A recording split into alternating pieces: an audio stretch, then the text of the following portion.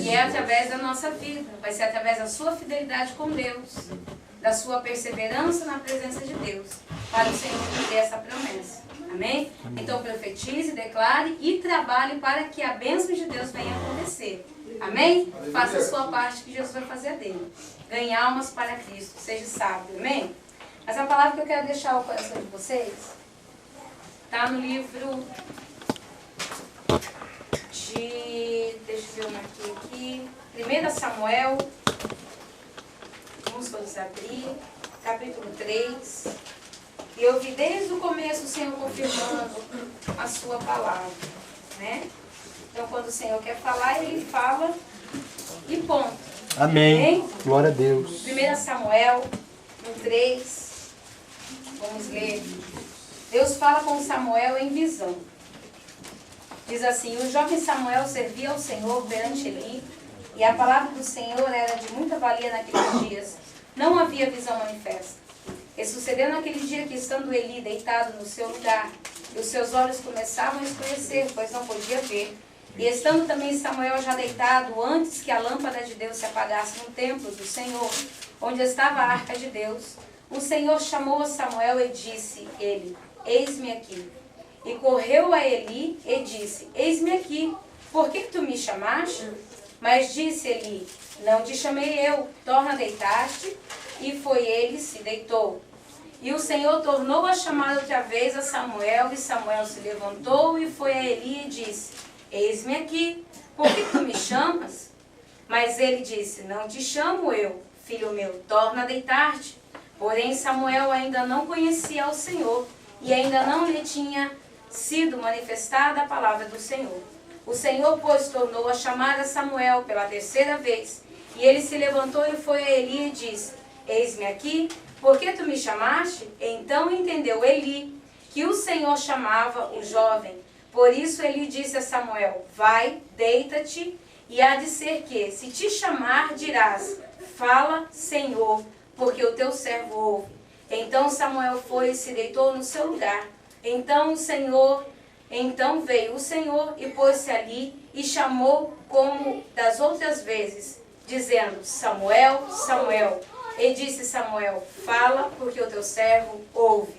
Amém? Amém. O que disse Samuel, a voz do Senhor? Fala, Senhor, porque o teu servo ouve. Aleluia. Eu queria que uma irmã de língua hispana lesse essa parte, fala que o Senhor, que o teu servo ouve. A irmã também, que leu em inglês, também, e Nihongo. Amém? Diz assim: então, pôs-se ali e chamou, como das outras vezes: Samuel, Samuel. E disse Samuel, em espanhol: y vino Jehová y se paró y llamó como las otras veces: Samuel, Samuel.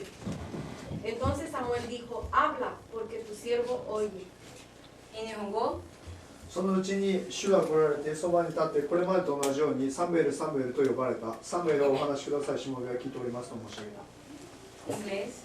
The Lord came and stood there and called as he had before, Samuel, Samuel. Samuel answered, speak, your servant is listening. Amém. Vamos dar um aplauso ao Senhor. Glória a Deus.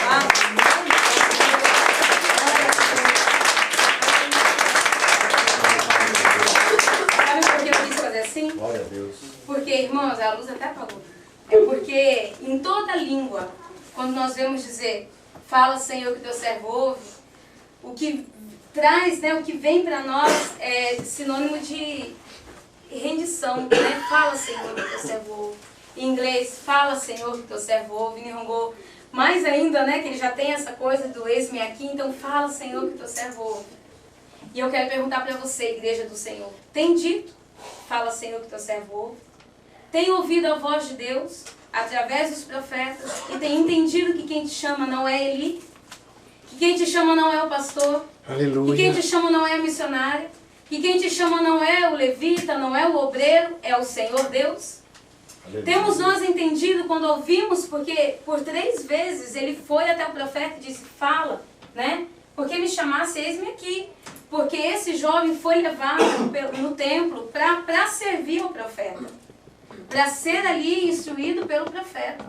Então ele ouviu a palavra, a primeira coisa, é o meu mestre.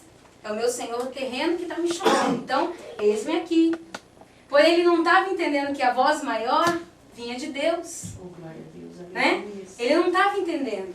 Então, Eli, com a sua casa toda bagunçada, e nós já lemos aqui no começo da palavra em Isaías 38, que nós lemos, falando a respeito da casa em desordem, e foi nesse sentido, foi para isso que Deus ali falou com Samuel, chamou Samuel, para que colocasse a casa de Eli em ordem. Se você ler mais para frente, você vai ver por que Deus havia chamado aquele jovem. Para que ele fosse uma boca profética naquele momento para a casa de Eli, porque ele não corrige os seus filhos. Né? E Eli recebeu a palavra do Senhor.